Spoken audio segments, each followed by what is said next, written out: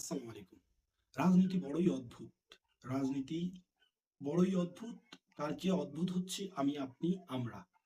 কারণ হচ্ছে যে আমরা মানুষের কথায় এতটা অনুপ্রাণিত হয়ে যাই যে আমরা কোনো কিছু না ভেবে, কোনো কিছু না বুঝে ঝাঁপিয়ে পড়ি। পরিশেষে দেখা যায় যে আমরাই ক্ষতির সম্মুখীন হই। কিন্তু আমরা ওই জিনিসটা বুঝি না। যখন হারাই তখন বুঝি।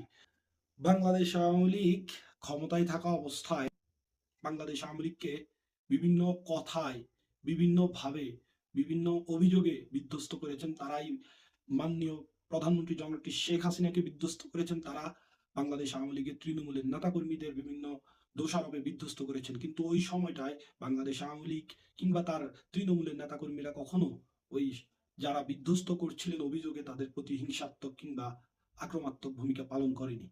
তাদেরকে বুঝিয়েছে, তাদেরকে বোঝানোর চেষ্টা করেছে, কিন্তু দুঃখের বিষয় তারা বুঝেনি। তারা বুঝেছে ওই পিনাকি, ওই ইলিয়াস কিংবা যে সকল অনলাইন অ্যাক্টিভিস্ট ছিলেন যারা গুজব, অপপ্রচার রটনা রটিয়ে শেখ হাসিনার সরকারকে বিতর্কিত করার চেষ্টা করেছেন। আপনারা আজকের এই দিনে এসে দেখতে পাবেন যে বাংলাদেশ ছাত্রলীগের নামে যে সকল প্রপাগান্ডা ছড়িয়েছিল, যে সকল অভিযোগে অভিযুক্ত করা হয়েছিল বাংলাদেশ ছাত্রলীগকে, বাংলাদেশ ছাত্রলীগের নাম হেলমেট লীগ দেওয়া হয়েছিল, তার পেছনে কারা দায়ী? আজকে আপনারা দেখতে পাচ্ছেন সাদিক কাইয়ুম সহ আর যারা আছেন ডাকসু, রাকসু, জাকসু কিংবা অন্যান্য বিশ্ববিদ্যালয়গুলোতে যে সকল শিবিরের প্যানেল থেকে যারা নির্বাচিত হয়েছেন, ওই সকল নির্বাচিত প্রতিনিধিরা তারা আগে ছাত্রলীগের লুঙ্গির নিচে ছিলেন।